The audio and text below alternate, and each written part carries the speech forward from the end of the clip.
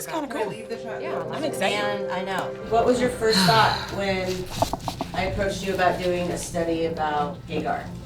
Well, I tell you what, a couple of days ago, we saw a headline.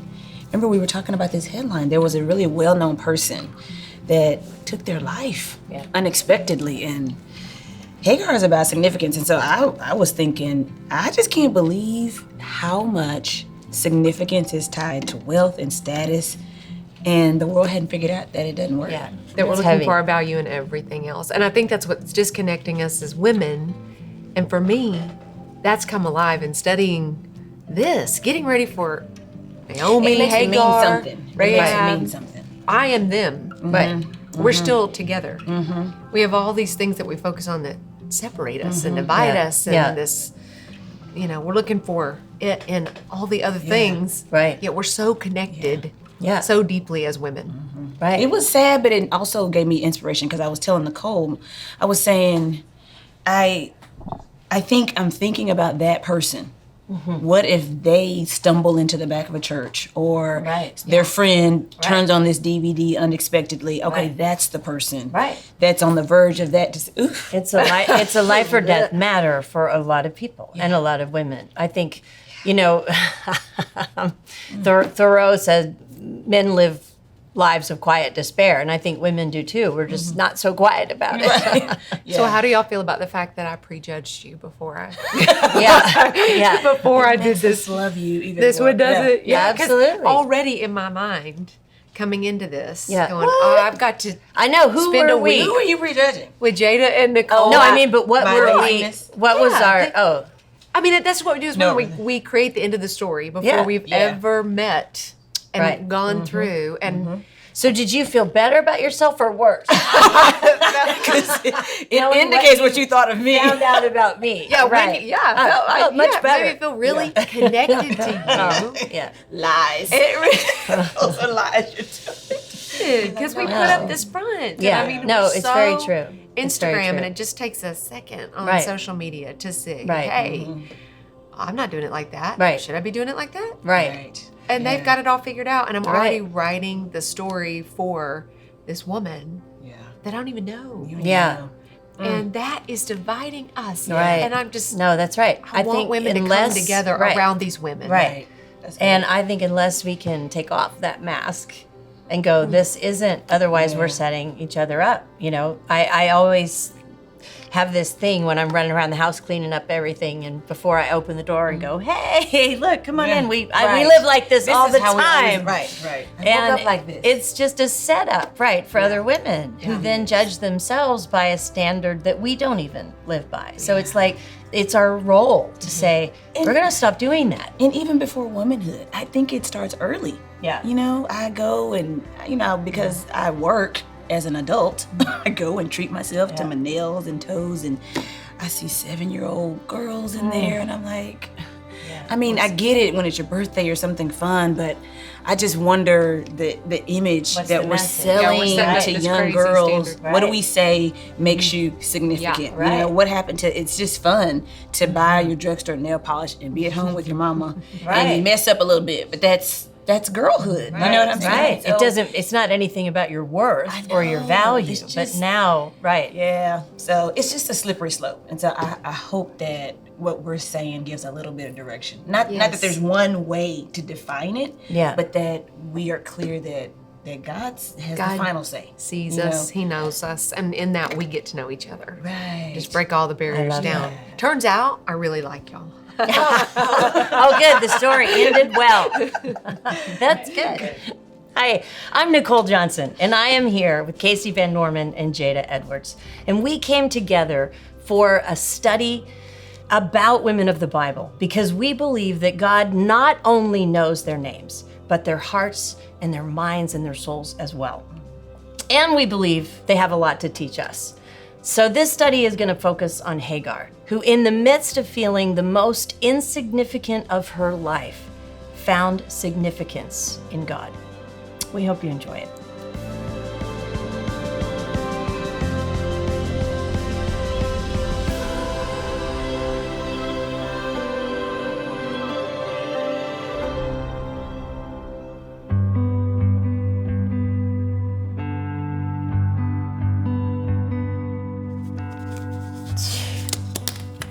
10:30. It is 10:30. And we close at 9. I used to work a 4-hour shift here. I had a good job at the bank until the owners offered me this manager position. I wasn't sure I should take it. I'm still not sure I should have taken it. But I need the money. I still need the money. It's not that I'm not grateful. I mean, I guess there are worse things. It's just that I didn't know that I would have to open and close the diner every single day. I have not tucked my daughter into bed one night in the last 4 months. I don't even know how much money that would be worth to me. Yesterday, when I dropped her off at school, she said, "Mama, I'm tired of your probation." I think you mean my promotion, honey, and I hope that's what she meant. I'm still not sure. But I've told her so many times I just have to work this hard until I get back on my feet. She said, "It shouldn't be that hard to get on your feet, Mama. You have good feet. I've seen them." She's such a sweet girl. She's the best thing to come out of a bad choice ever. We didn't need him anyway. I thought this promotion might be a big break for me, but after about 3 months, it seems like the only thing that's breaking is my back. I asked for 1 day off. 1 day off. Not even a Saturday or a Sunday when we're busy. And you'd think I'd have asked for the passwords to their bank accounts. I mean, I treat this diner like it is my own. You can't pay somebody to do that. I mean, I do everything around here. I wash, I bus. When the guys come in, if they deliver the food and they bring it all the way in, I tip them. I have to do that out of my own pocket. Listen, it just sounds like it's all about me, and it's not. I just wish they didn't cut corners to make a buck. I just wish that integrity mattered. I just wish I mattered.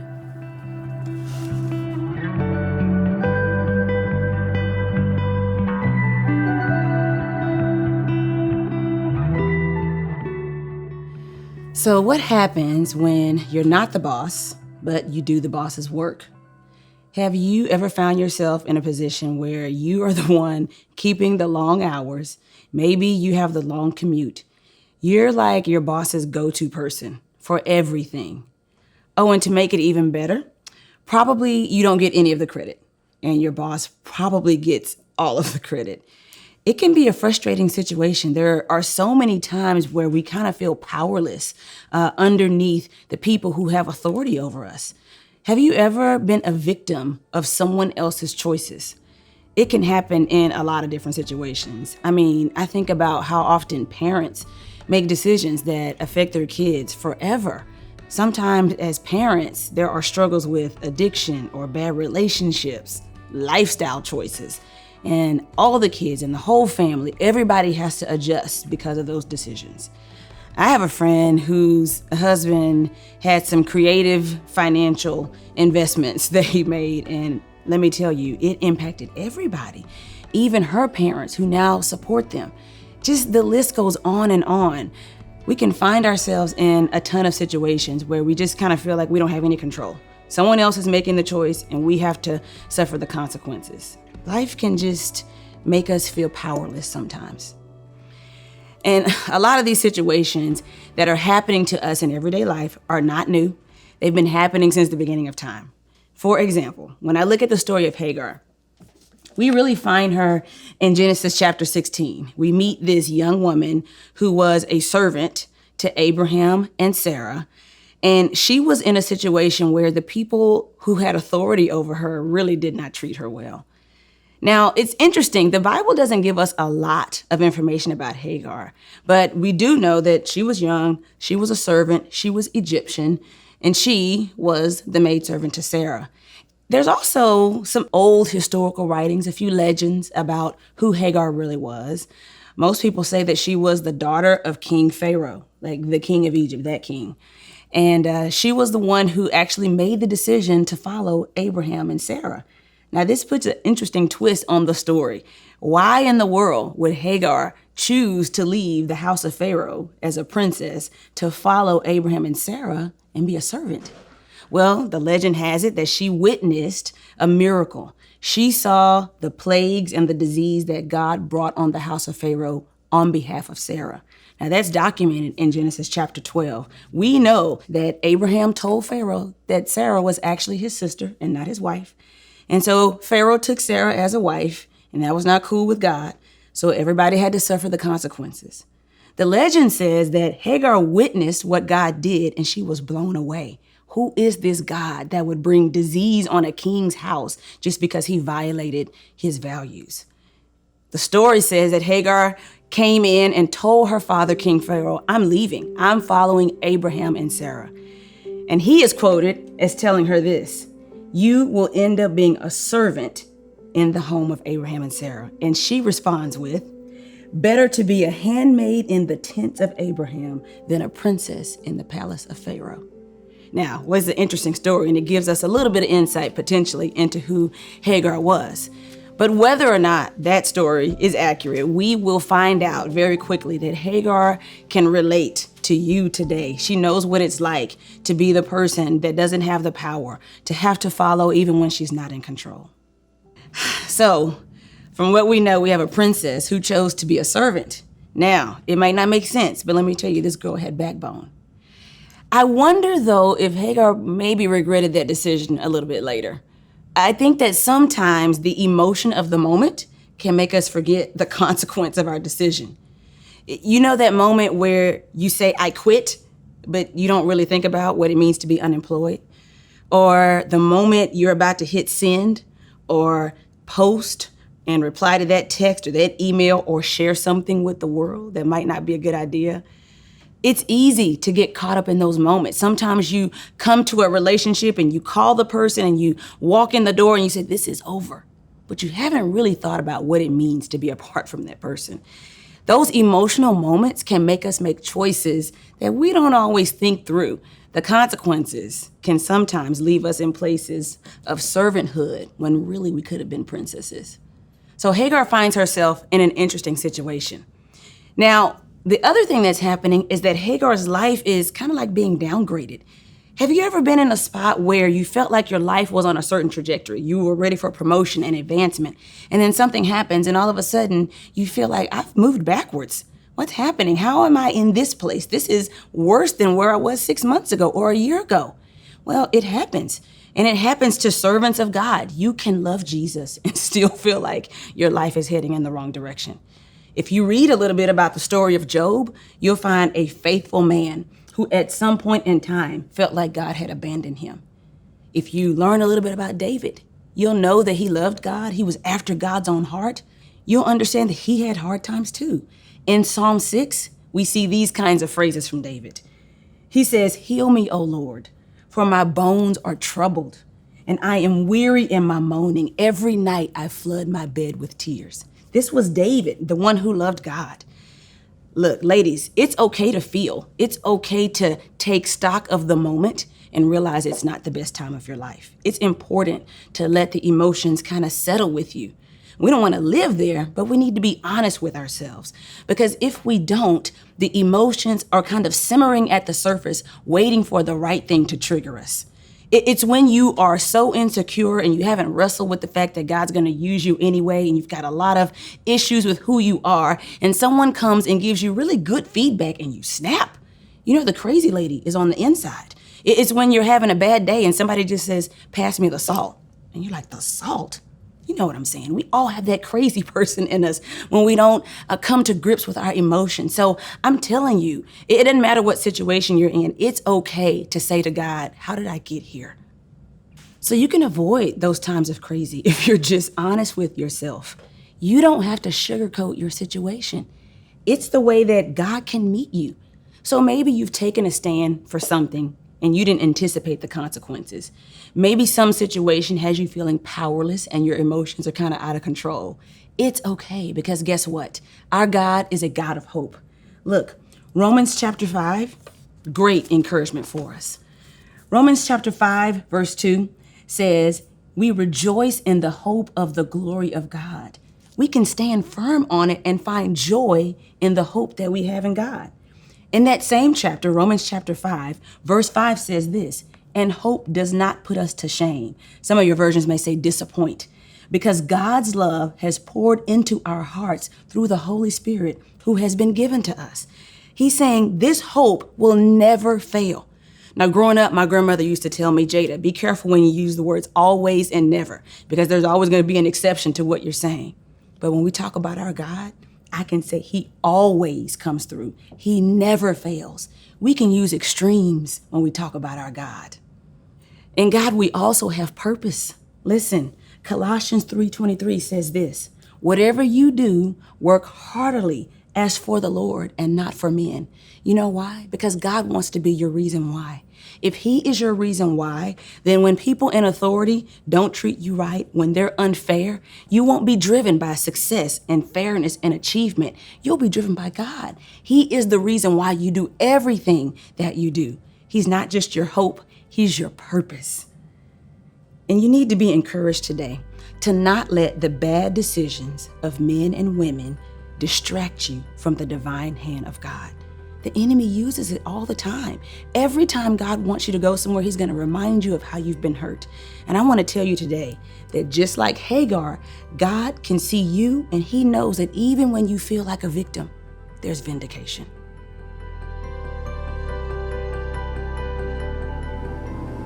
My 7th and 8th grade year was really rough. I was bullied pretty bad. I was this tall, lanky, acne, non-athletic kiddo whose mom let her go way too long with a chili bowl haircut. And let's just say that my flower did not bloom near as fast as all of my friends. The lunchroom was terrifying for me. And of course, as a teenager, I have no idea how to place words on all of these big adult feelings that I'm feeling, like isolation and anxiety and rejection. But to not be accepted by the cool kids in the lunchroom felt terrifying. It felt like death. And so I would hide out in the choir room. I loved music and I loved to sing, and my choir teacher just loved me and she was so safe and she accepted me. And so she would let me eat my sack lunch in her room every day. I'll never forget sitting on the choir room platform with my peanut butter and jelly sandwich, hiding out from the cool girls. And I would just sit there and I would try to think about why this was such a big deal to me. Why did I want to be accepted so much? And why did the impending fear of rejection feel like death to me? Like it would be the end of the world not to be accepted. And then one day, the cool kids began to walk around the corner. They were on the way to the bathroom and they noticed me in the choir room and they stopped. And for just a second, when they rounded the corner to see me, I thought, this is it. I'm in. I'm accepted. It felt like the best feeling I have ever felt. It was joy and happiness and security and identity, everything that I wanted at 13, all in one little minute. But that minute would pass, and the cool kids would find their way to me. And the ringleader, I will never forget, she looked down at me after they teased me and mocked me for hiding out and not eating in the lunchroom with them. And she took my peanut butter and jelly sandwich, and she held it in front of my face, and she crumbled it up on the ground. And she said it just like this, peanut butter and jelly is so gross. It cratered me. When they walked out of the room, I sat there and I scrubbed the peanut butter and the jelly out of the ground. And I began to shake, and hives began to break out on my chest. I just felt like I wanted my life to end. I could not figure out what I had done. Was it my hair or the way that I looked or the way that I talked or that I had the wrong sandwich? I did not know what I had done, and it felt so bad not to be able to fix it. I was embarrassed. I didn't even know what I was embarrassed about. I had disappointed them or failed them. It was the worst feeling in the world. Now, I'm a 38-year-old woman, and the Lord has done a great work in my heart. He really has set me free in so many ways from all of the shame that I have felt, from the fear of being rejected. I know, my head knows, that I am fully accepted in Him. But it continues to surprise me how quickly one little trigger can take 38-year-old Casey right back to 13-year-old Casey. In fact, just a few years ago, some of my closest and dearest friends brought me together for a dinner. Now, these were women I loved. We had raised our kids together. We'd been in small group Bible study together. We had sat numerous times around a table. 7 of us sat around this table. And as the minutes passed, one of the ladies brought out the laptop, opened it, and began to read a list of all the things that the group had collectively decided Casey needed to work on. A list of offenses, disappointments, some of them absolutely valid and warranted. I had said some stupid things and hurt feelings and needed to change. And yet, as I got in the car hours later after hearing this list, I began to shake and weep, and my chest broke out in hives. There I was, right back in the high school choir room with my peanut butter and jelly sandwich. From the fear of not being accepted, this deep shame flooding back to me in one moment. I want Hagar to teach us about this feeling of shame that we as women so often and well know, whether we're 13 or 38. Shame is a feeling that starts with embarrassment. We feel embarrassed that somehow we've done something to hurt someone, that we've disappointed someone, that we've failed someone. But then shame can quickly move to anger because we get mad that we're not really sure how to fix it, not really sure what to do or what about us can compensate for that thing that we've failed. And then that anger can turn to pride. And pride is what the enemy uses to disconnect us. As women, we can know that we are struggling deeply with shame inside, in our heart, if we look at the external manifestation of what shame will always be, how it will look on the outside, what will come out of our behaviors. Shame will always look like hiding. Genesis 3, verse 8, and they heard the sound of the Lord walking in the garden in the cool of the day, and the man and his wife hid themselves from the presence of the Lord among the trees. We're going to see Hagar and Sarah struggle with the exact same shame as Eve, the exact same place of embarrassment and fear of acceptance that we do today. Let's take a look at Hagar and Sarah, Genesis chapter 16, starting in verse 1. Sarah, Abram's wife, had not yet produced a child. She had an Egyptian maid named Hagar.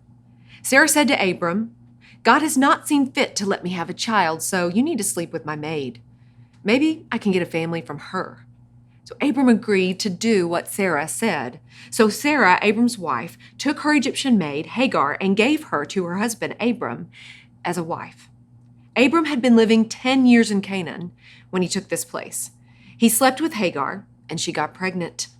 When Hagar learned she was pregnant, she looked down on her mistress. Sarah told Abram, it is all your fault that I'm suffering this abuse. I put my maid in bed with you, and the minute she's pregnant, she treats me like I'm nothing. May God decide which of us is right. You decide, said Abram. Your maid is your business. So Sarah was abusive to Hagar, and Hagar ran away. Okay, 2 insecure women living under one roof, sharing a bed with one man. I'm telling you, we just need to tell all the men in the world that this is what hell feels like, and they'll have no other choice but to turn to God. I mean, talk about struggling with shame. Sarah was hiding behind her power. She was the matriarch. She was in charge. She was hiding behind the traditions of her culture, what was norm and accepted. Hagar was hiding behind her victimization and what she had that Sarah wanted. Both women feeling embarrassed that they had disappointed. Both women dealing deeply with the fear of not being accepted, and both women displaying in their behaviors, hiding out. Okay, ladies, if we want to know if we're struggling with shame, all we have to do is ask ourselves, where are we hiding? Are we hiding behind a relationship, status, popularity, our smile? Are we hiding behind a Bible study or a church group? See, if we're hiding, then we are working to overcompensate for the evidence of our shame. Like me as a teenager, I was hiding out in the choir room. And maybe when my friends confronted me, they were hiding behind me. Maybe to look at all of my failures and all of my disappointments kept them from looking at their own. As a believer, we get to hide. We just have to hide in the right place. Hebrews 6:18. We who have fled to him in refuge can have great confidence as we hold to the hope that lies before us. This hope is a strong and trustworthy anchor for our souls. It leads us where? Through the curtain into God's inner sanctuary. Jesus has already gone in there for us. Now look at this. All of our thoughts, all of our behaviors, all of our relationships, we can now say, does this reinforce or does this release my shame? Does this draw me near on my worst days or does it push me away? Does this list my inadequacies or does it lead me to the truth? Is this a lingering embarrassment or is this my longing to change? Is it condemnation or is it conviction? See, God wants us to know we are fully in. We are fully accepted. He has set us free from condemnation and shame. We can run to Him behind the curtain in the innermost place and with confidence because our circumstance may not change. The circumstance for Hagar did not change. But God reached into her heart behind the curtain, speaks right to her shame, gives her refuge, and sets her free.